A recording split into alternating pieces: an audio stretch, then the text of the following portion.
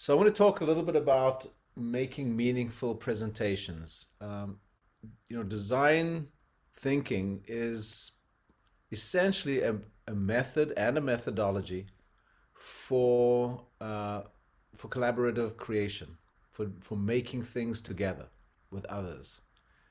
It emerges out of a kind of deep understanding that we live in a world that's way too complex anymore for one person to make any one thing on their own. And in fact, we never have.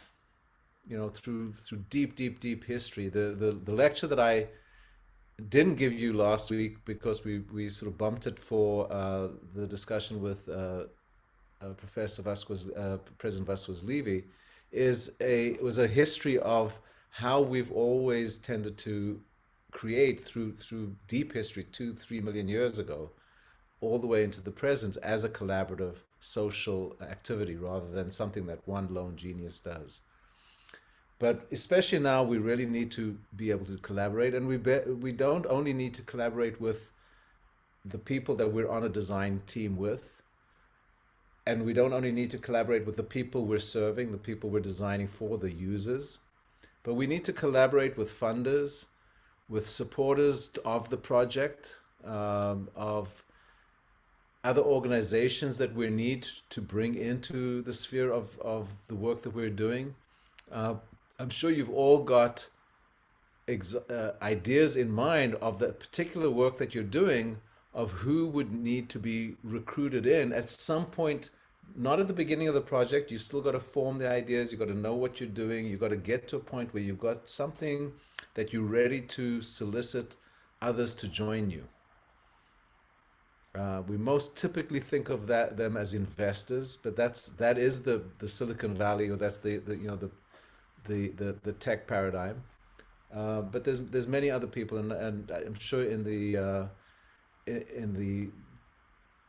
framework of religion and church, there are many people who have to be brought in. To bring people in is a particular kind of challenge. You can't just simply say, "Hey, I'm doing this thing. Are you in?" It doesn't go like that. It goes with telling a story. Because storytelling is the human factors of how we persuade people about anything. Without stories, none of this works.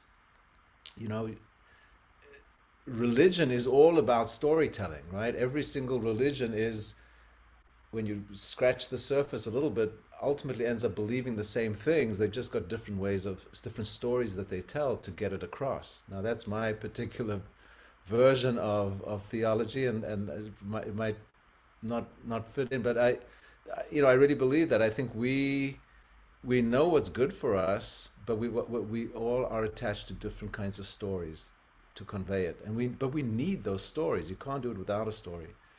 What you're doing in trying to innovate something, design something new, is essentially unleashing a new kind of a story on the world. And this idea of it being a story has two perspectives, two attitudes to it. One is, it's how literally, when we design something, we're putting something new in the world. There's a new story around that. If I put the iPhone has changed the story of people's lives. Now, the story of my life is, I wake up in the morning, I pick up my phone, I see what's going on, I see who's been trying to get hold of me, I plan my day from there. The story of my life has changed because of this artifact that's come into being. Right? We call it human behavior or whatever, but we all have a story by which we rationalize it. But there's also another very important meaning, which is the story of how you went about making your innovation, how you got there. And both of those aspects of storytelling in the innovation process, a lot of people have thought about them in terms of the classic structure of a story that was outlined by Joseph Campbell in the that he calls the monomyth. Um, Outlines in a book called The Hero with a Thousand Faces, where he describes all of stories from every single tradition in the world fitting into this monomythic structure of a hero's journey. Now, there's also a lot of reason to say it's not the only story structure. There are many others, but we'll settle on this one because it actually works really well for the purposes of the innovation process. But this is the actual, this is a graphic that portrays Joseph Campbell's version of things. But Hollywood has actually found it to be very, very helpful to think about scripts every movie in monomythic terms. And being Hollywood, they've simplified it and they've reduced it to something a little bit more, easy to use, a little user friendly.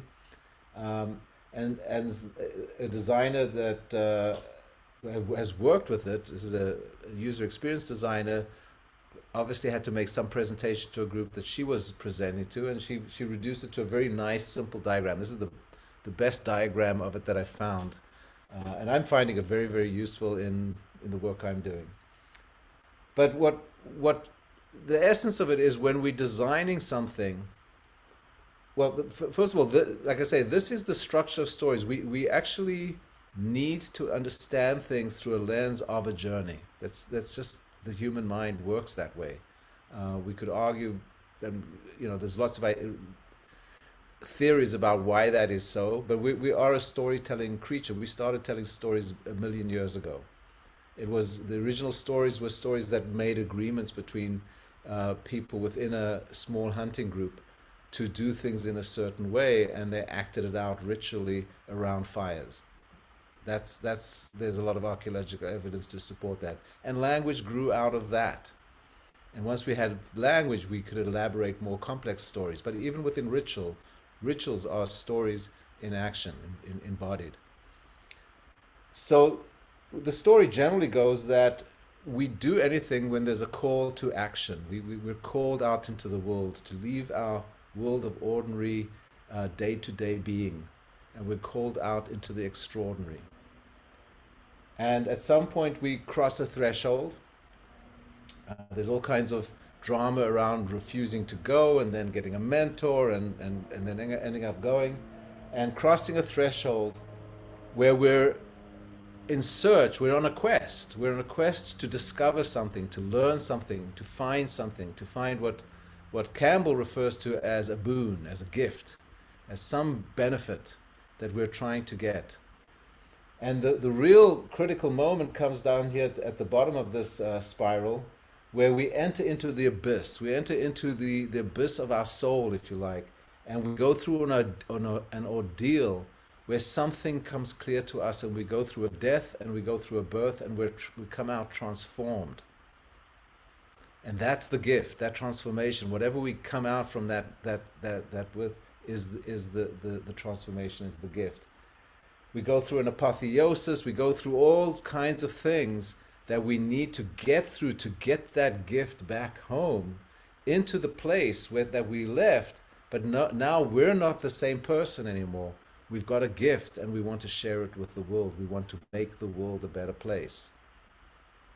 So I don't know if the way I told that story, if that resonates with how you see the design process, but it's kind of what the design process is. We start off with a call to adventure. We decide we want to serve some group of people. We want to address an issue that we think is burning. For us, we want to make the world a better place. And so we set out to discover what that is, what that might be. And through this process, we go through a struggle to come to terms with what the idea is that we're trying to manifest. And as you're all beginning to experience, at some point you get that aha, this is it, this is the gift, this is the solution, this is the artifact that we need to bring out into the world to address this thing that I set out on a journey for. And then the rest of the design process is the hard work of bringing it home, of really, really getting it to a point where it's ready to actually make things better. And that's where you get into the ascent to a higher plane and you've got your solution. So that's the classic structure of a story. It turns out that that's very similar to what we're all doing. We're on this journey of invention, of discovery and invention, where we intend to come up with something wonderful. And now we want to get other people to join us on our journey. And the way we do that is we tell them a story. We engage them in our journey, because that's how people are most persuaded. That's, you know, that's how you get people on board. And so what a great story in a presentation, in a pitch has, is it's got a character. Very often the character might be you, the character might be your users, the user group. It's got a context. We've talked a lot about context as one of the three critical elements of a how might we question. We've got a conflict. We've got an issue that has to be resolved. You notice I keep on avoiding the word problem to solve, because that seems more linear than what happens on a journey. But in that context, we've got a conflict, and we're trying to find a resolution to it. And when we've got it, it's the aha. It's that moment of satisfaction of that we've been craving. So when we tell the story, when we say, okay, do a presentation on the work you've done this week, this project, when the whole project has gone through 2 years of development and it's done, what is that presentation? It follows the same pattern. It follows the pattern of saying, well, let me back up one. Here's the characters. This is what the characters' context is. This is the conflict they're facing, and this is how we've resolved it, or how we intend to resolve it. Now join us. Give us money. Give us resources. Give us whatever it is you think you need to go through the next part of the journey. And you're trying to recruit others to join you.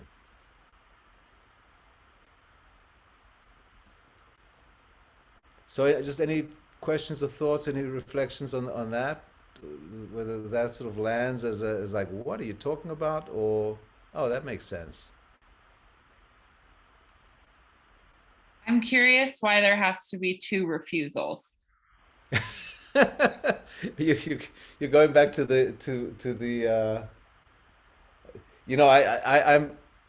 I've been immersing myself recently in the hero's journey monomyth structure, but I really am no expert at it. So I don't know.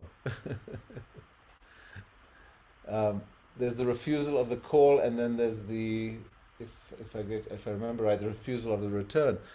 Crossing thresholds is, we don't like change. You know, we really don't want to change.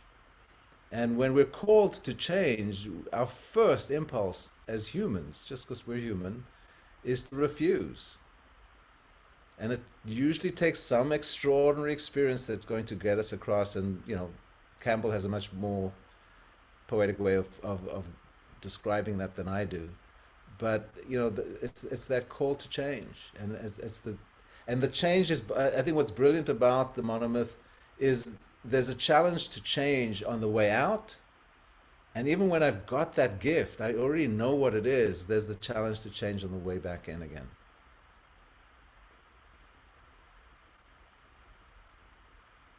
Now, I don't know what Campbell would say about it, but that's my opinion.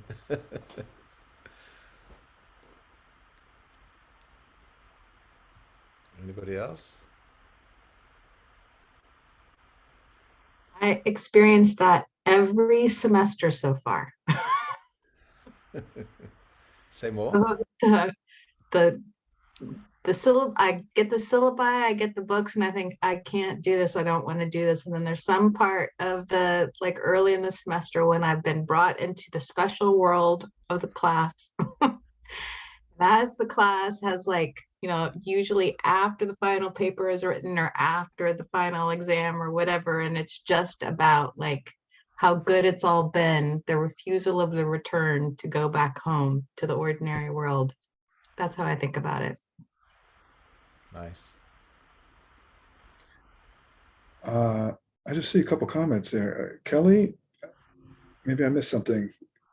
Can you unpack this comment a little bit? Word of mouth? Or am I off terms here? Well, this is just a random fact, but I guess that there was a golfing app that was like the #1 iOS download. And everyone was like, how did this golfing app gain all these downloads, like they didn't do any advertising. And it was all word of mouth on the golf course Wow. or within the golfing world. And it was like this like crazy unicorn in Silicon Valley about iOS downloads and how much time and is spent in advertising, and they were just like, it's all word of mouth. And so just the power of speaking and word of mouth is something that I always think about, but I'm like terrified to speak, and I feel like I'm the worst speaker. So I'm always trying to improve my elevator speech. Let's just put it that way. Well, this is the good time to start practicing. So we're gonna do that.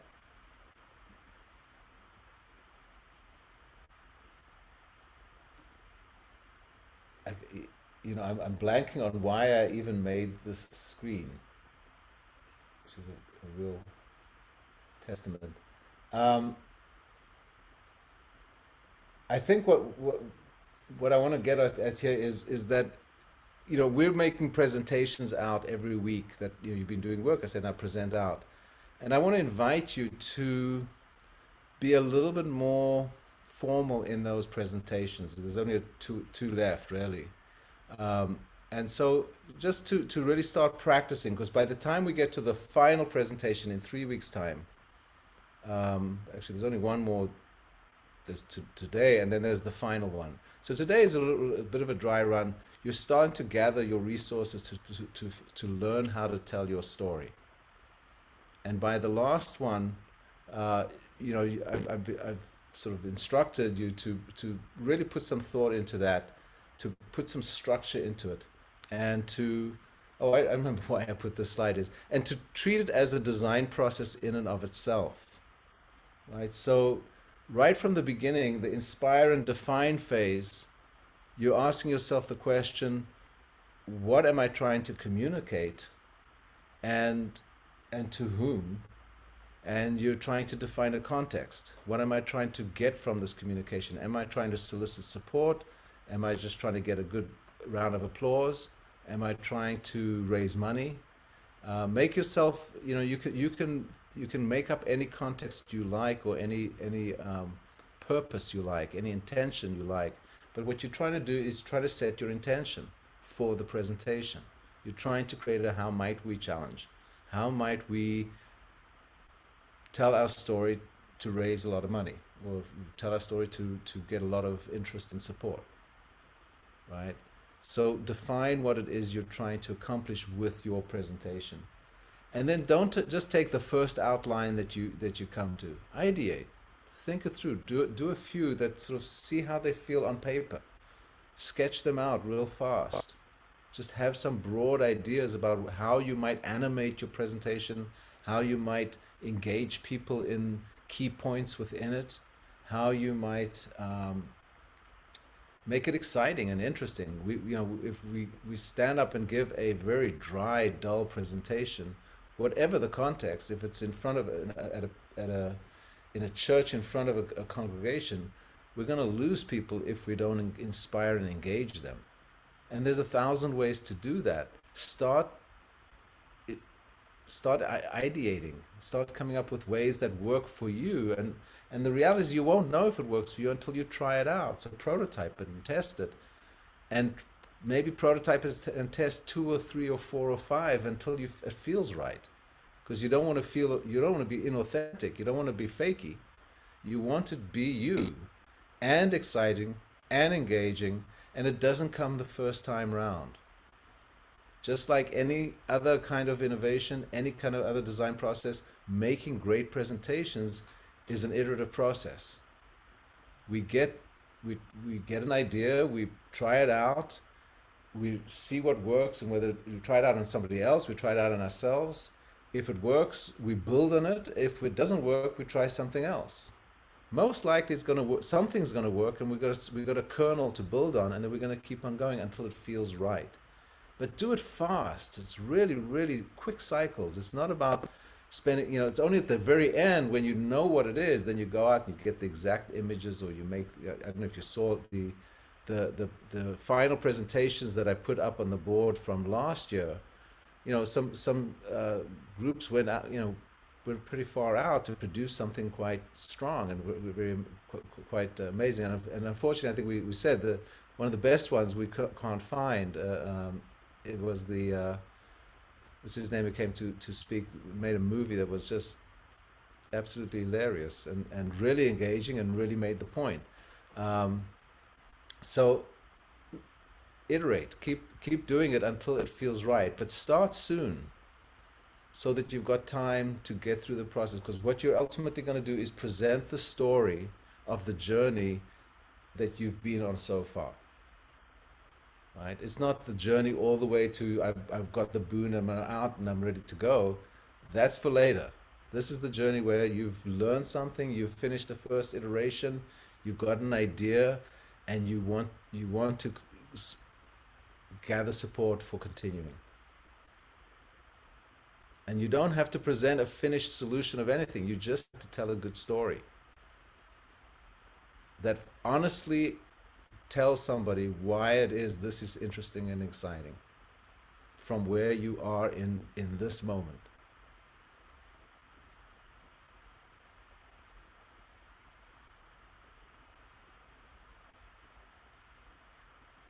So does that all make sense? I'm sure someone's got a perspective that'll open the flower a little bit more.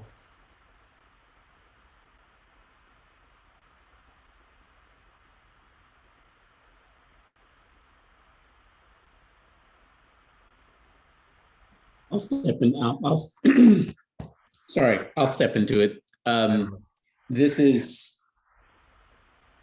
so what I'm hearing and what I'm internalizing through this, and also looking at the finished presentations from others, our presentations are really much more about our journey and the process and not about the finished project that we're working on. Correct.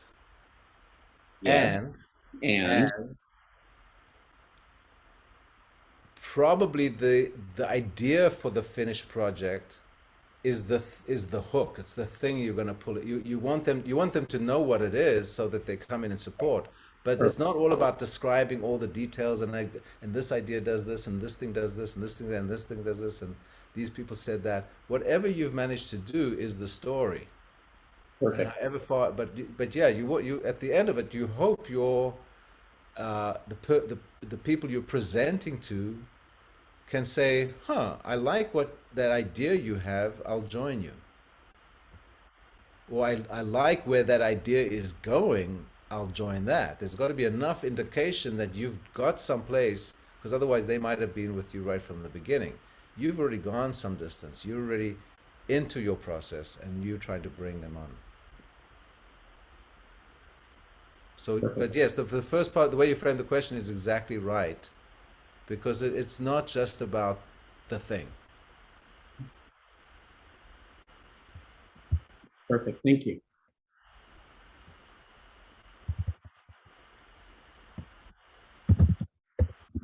So just the last thing I wanted to add to this is that, a pitch deck is a very particular kind of thing. And I used to, because I've done this in business schools and marketing schools, I, put a lot of emphasis on the pitch deck. Very often you're trying to solicit money. And so the way, the label that's placed on that is pitch. You're trying to pitch someone to buy your thing. That's a different kind of language than join you, but it works.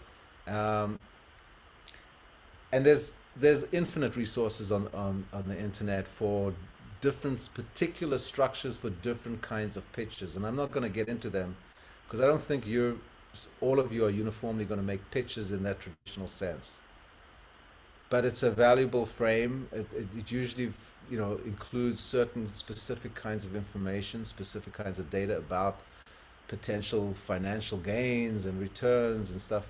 But they're worth looking at, because it's always interesting to take somebody else's paradigm and translate it into your own language. Right? So you might not be looking for a certain amount of financial profitability and return, but you might be looking for a certain amount of community engagement. and you might want to put a number to how much community engagement you might be able to get, or you might have a certain population that will be served. So you don't have a TAM or a total addressable market, but you have an addressable community that you have in mind. And there's nobody who's taken the art of the pitch further than the people who are trying to raise money for profit, because they've really driven that wagon down the road. So look around. There's if you just Google structure of a good pitch, slide, there's even example slide decks and sample slide decks of all kinds. You can find starting points just as part of, if you like, your initial research. What's out there? What am I trying to do something like? Find out what others are doing is always a good place to get started, because everything that exists is a prototype for something that gets done next with it. So find the prototypes that seem to work for you. Don't get stuck on them. They're just a starting point, and then you can work from there. So we're starting the beginning of the way home, the journey home. We're in next week we're going to be doing a session entirely about reflection. You can tell we're getting into a very reflective mode on this. I feel like we've been doing a lot of it, so I hope we have enough that we can mulch through next week. But a lot of it is also going to be to be sure that the preparation you're doing for that final presentation, that you're in good place with that, and we can get share some ideas. I'm going to ask people to even give sort of a rough version of their presentation. There's no big reveal at the end. This is about learning. And if one of the ways we can learn is to show where we're going so that we can make it better when we eventually get there, I'm fine with that. Very often people from this point want to keep everything under wraps and don't reveal anything because it'll be a big surprise at the end. It's nice to have the surprise at the end, but it's also nice to have the chance to iterate and to get feedback and revision. And then at the end, hopefully we'll have a nice party. What we'll have also is a bit of a ritual to close us out. Who is on the group that is designing the ritual? Kelly, Mo, and I. And It was Chris, Maggie. It's Maggie. Yeah. And- So, have you had a chance to even begin thinking about that? Our Yeah. we're trying to work it this week was our chance. We had actually Great. targeted this week as the first time we were going to do it. Right. So if y'all want to join us, Not precious. Yeah. How many of you have done? There's a course at PSR called Ritual Design, which I have no idea what its content is. Has anybody done that course? I think Maggie had some experience with it. She was kind of the first one to jump in, and then Ah, Chris Kelly and I kind of came in as well. yeah. Stu, you put your hand up. I took ritual design. I believe that's the 1-unit class. I believe so. Yeah. Yes, and I'd have to look back to sort of remember the process. Good. Was it a process, or was it a set of conditions that you want to meet in the design of a ritual, or both? I think it was sort of thinking about the intentionality behind it, so that what you were doing reflected some larger idea of what you wanted to convey to people. Whether that was centering yourself or offering gratitude or etc. Right. So can you imagine bringing the design thinking process to that? Yes. Because again, in a very quick way, the advantage of doing one on a ritual design, it's there's not a lot of production you'll have to do. You already know a lot of the material, but do it in a formal way. When you meet, go through the process, saying, okay, what's what's the inquiry we're doing around this? What's our intention? How do we get to our, what is our what's our intention? What's the how might we condition? And then go through an ideation and a prototyping and a testing of it until it feels right. but do it really, really fast. Don't get stuck and nothing super precious. I'm sure whatever we get, we'll enjoy. But give yourself the chance to do the process in a spacious way. I just want to add to that, Neil. Just a couple things. One, this is a great chance to rehearse for Igniting Vibrant Ventures. When you take that IVV, you do the same thing. You do a pitch, and I think in the past we've even had guest audience, guests to come in and sort of judge, sort of from the outside, kind of like Shark Tank or something like that, right? But that's one. The other is Jessica. You have a couple great comments in the chat. It says you have also with experience with ritual design. Can you feel comfortable saying something about that? Yeah, it was what I recall from the class was that they would talk about the various elements that you would typically bring into ritual design. There was a book we read in which they told us, where to pull inspiration from. We talked about the power of ritual and the purpose of ritual. And then we would all take turns putting together little mini rituals and then giving each other feedback on that. So it was straightforward. I got a lot of value out of it. I thought it was great. I think these two classes combined could be a pretty powerful lesson. Great. And Jessica, I believe you, in a previous discussion, you said you have quite a bit of experience in making presentations. Yeah, I'm a professional keynote speaker. I just flew back from giving a presentation to 500 people earlier this morning on accelerating innovation through inclusion. So, yeah, that's what I do for a living. So do you have any suggestions for the group? I would echo what you say about the power of storytelling. I can show people data and I can show people models, theoretical models, and I can give people examples of case studies. But when I tell a story, and typically the most powerful ones are a personal story that highlights how it makes someone feel or why it's important, it's when people, that's what resonates with folks. The references that I get are all about pulling at the heartstrings and what a powerful story can do to create a lasting impression and actually create an impact on the listener. So I would agree with everything that you said. Great. Well, I'll be looking eagerly to you for also some critique and as we get into the process and into the presentations. Well, I've been thinking about this, now the pressure is on to come up with some incredible presentation for this. So I'm putting my thinking cap on. No pressure. Yeah, no pressure. Jeffrey, You I just got noticed. this, Jessica. Yeah. Jeffrey Absolutely. That's the one thing that's powerful about our group is that we have, me from the professional background. We have Andrew, who's this, person in the Silicon Valley who's been jaded. We have Jeffrey, who brings a completely different perspective. Just completely the conscientious part and the empathy part. And Kelly, who's giving us an even furtherly different, that's not a word, but different perspective on community and bringing people together. So I think it's actually been really rich the way that all of our 4 superpowers have combined. I feel like it was divine intervention that we all came together. Wonderful.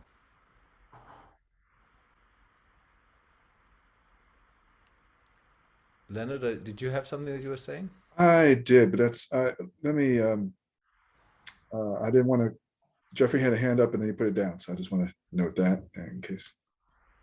I did sort of just an addition to sort of the picture. So related to what I said earlier in terms of bringing in the experiences and the critiques of the experiences of the class. So I'm excited to do the pitch, although I haven't done a pitch in like the last 10 years. And that's very intentional because the communities in which I engage with don't necessarily need a pitch. You know what I'm saying? So the method in which I communicate our ideas now are not through, like I've been invited to do TED Talks, but it's sort of like that's a particular community who attend TED Talks. Yep. And so the pitch that I would do for my community is that usually I say, oh, you know, we're gonna go cook together, and then we're gonna go hike and walk through this particular forest. Put on your boots and we'll go. So it's a sort of a non-agenda agenda. And that's what I'm saying in terms of that's a design in itself consciously. Like, even though I say we have no agenda, we really do have an agenda. We're going to go walk through the forest and tell what the forest and feed you at the same time. And so we're going to see whether your gut matches your feelings and your body. And then what would you say? Well, that's the pitch, is when we walk together. And you know what? We've been really successful at it. And so I haven't had to do elevator speech, is what I'm saying, because in a particular community, that's not good.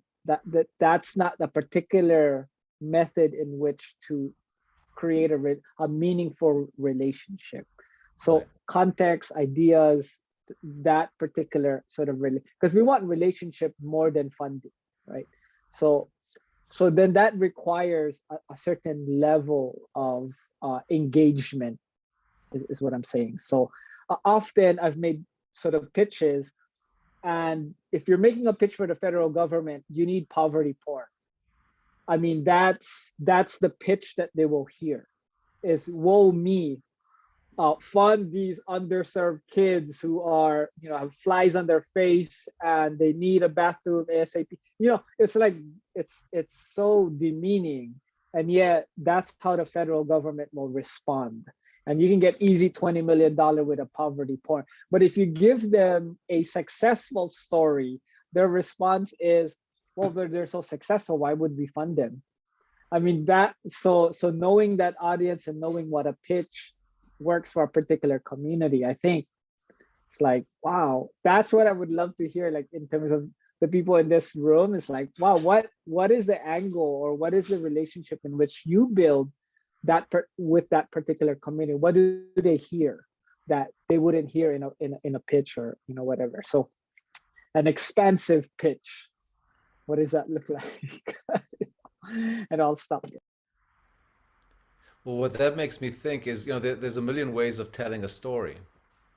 You know, not every story is Star Wars on a huge screen, and sometimes they walk through a forest, and then you're engaging. I mean, I don't know I'm curious now. I'd love to witness some of what you're talking about, but I imagine that at some point in that journey through the forest, that walk you're taking them on, some engagement happens around an idea.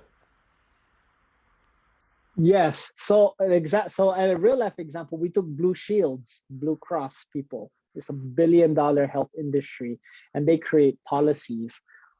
So I said, why don't you come? So we hosted them in our health clinic.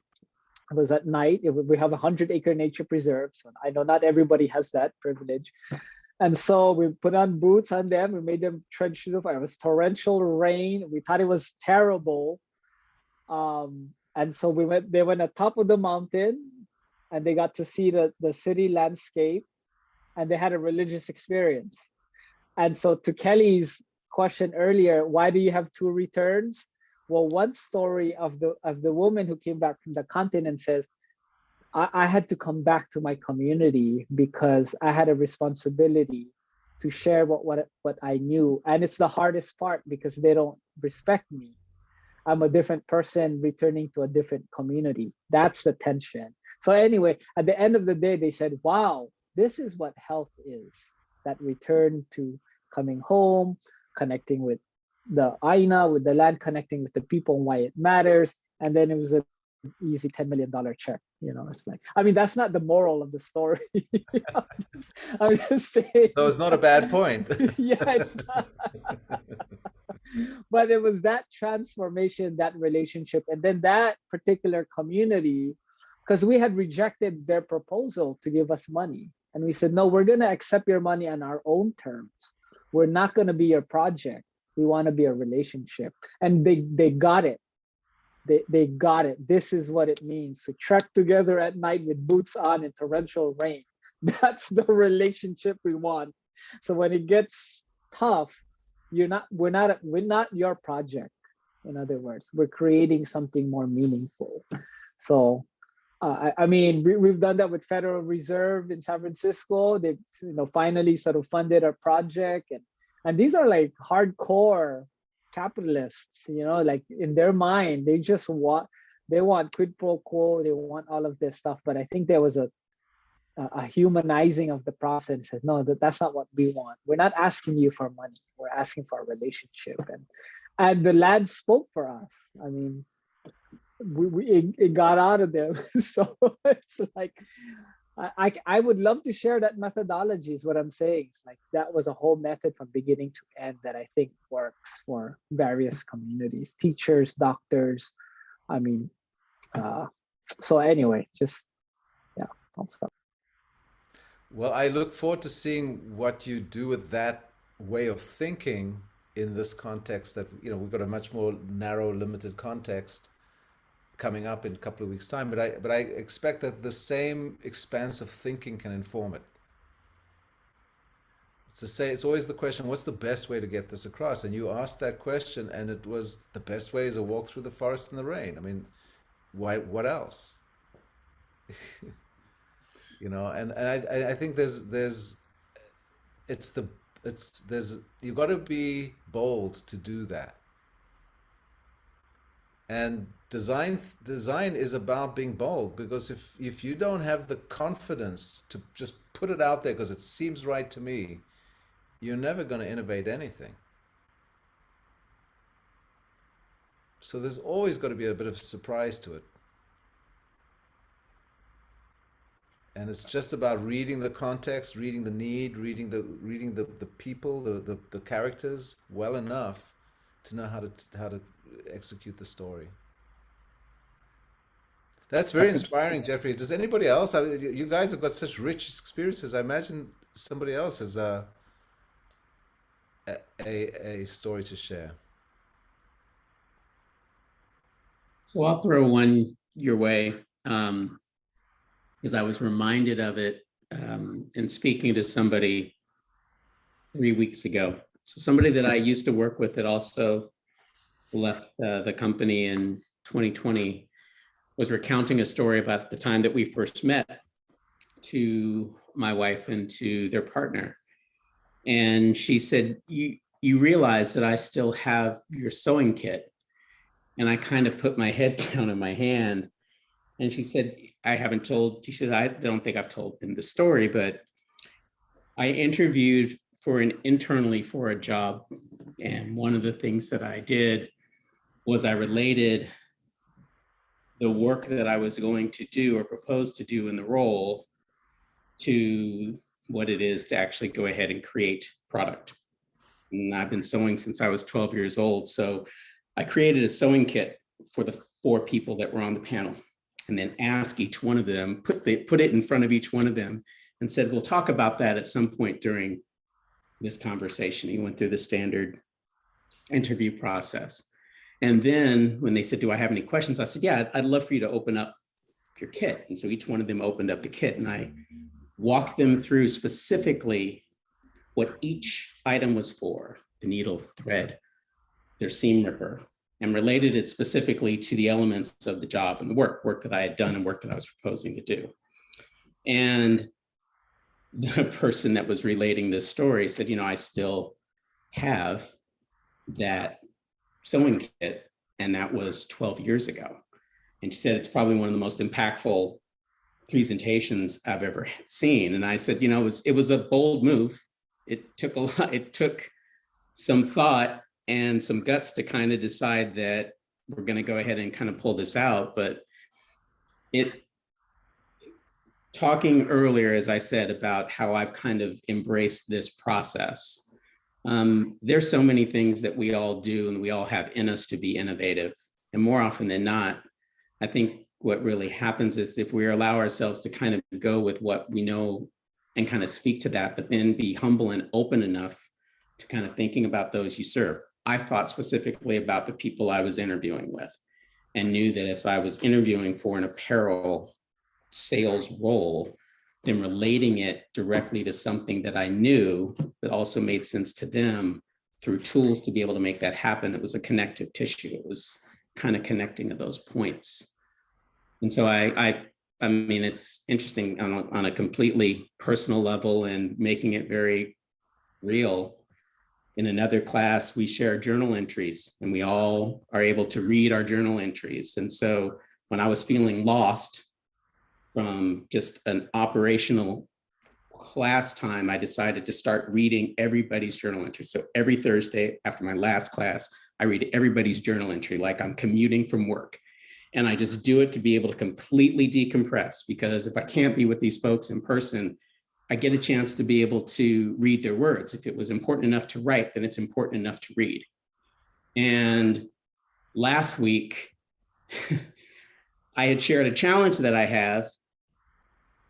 I hope you don't mind this, but I'm gonna say it. Michelle actually ended up not only responding, but then in a journal entry she posted, kind of went into a whole other end that went like, ah. And so, just putting it out there and kind of sharing of ourselves.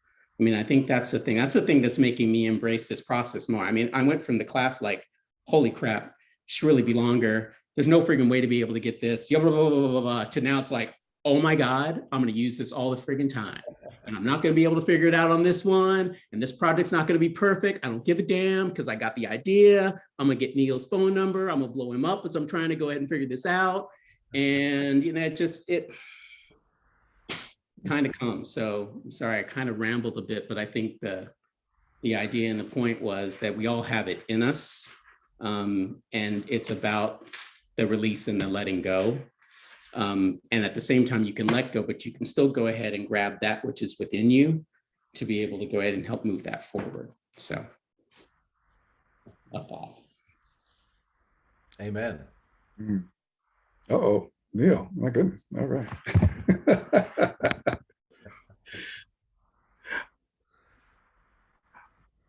Folks, can I just, I want to hear more stories too. That was great, Mo, and thank you, Jeffrey. I just want to start a quick word about power.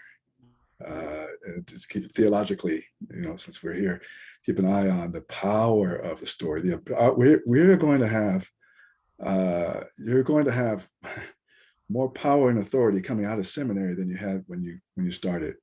And what do you do with that, right? And so you've heard me talk about traditions and religious frameworks and stuff like that. But it's the tradition is a community of interpretation and accountability, but it also is a tradition of a community of empowerment. It makes demands, but it also gives you abilities to meet those demands. It's a very powerful thing. So as you learn to tell these stories, just be aware of the power that you have and how you want to use it. And speaking to Jeffrey's point about methodology, self-awareness. So more stories, please. If anybody else has a story, Jessica, I'm sure. Well, I don't want to put you on the spot, but I invite because. Well, I can tell you the most powerful experience I ever saw at a corporate retreat, because I've been at 1 million corporate retreats.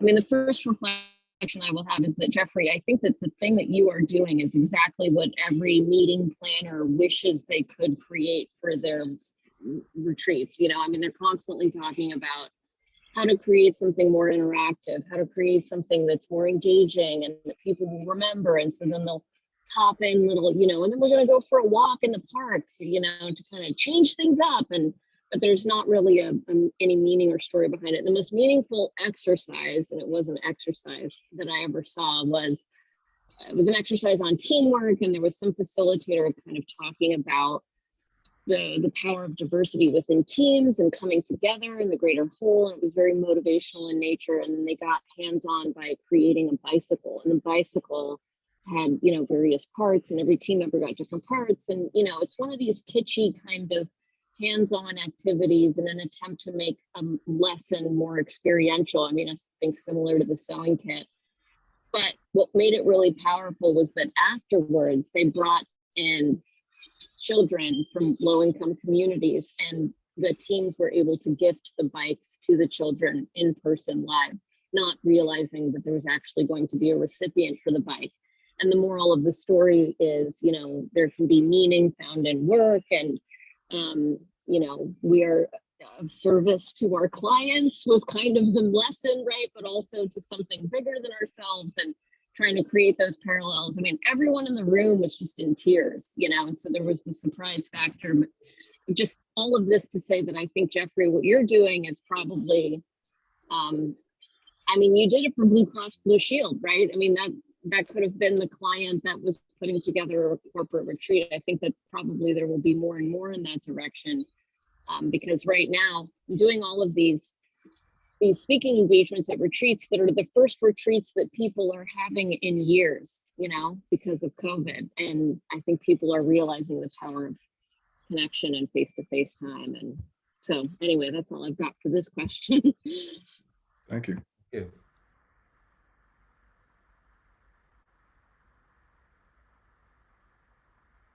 Chris. I like this story time, so I'm gonna keep it going. I, yeah, a lot of this is resonant with stuff appearing in my life. So I'm really grateful for this space to talk about this. And some friends and I here in San Diego are co-creating little community space where we come together and meet and connect and build community and confront what we feel we want to confront. And I've felt throughout the last few months of this community like emerging, that there's many people that pop up along the way, along the journey, like, hey, wow, it'd be so special if they wanted to help like co-create with this.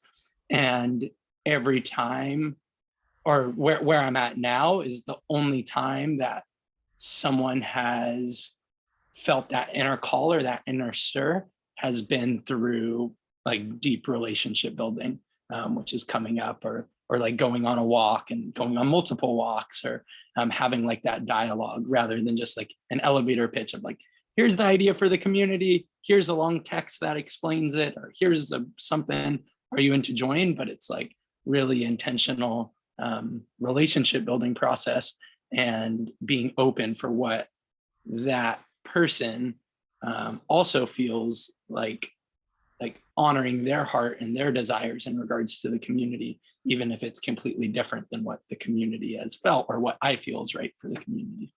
So yeah, and I think that aligns with what Kelly said, the word of mouth and just relationship building, I think is so key. Well, there's definitely, thank you. And there's definitely a relation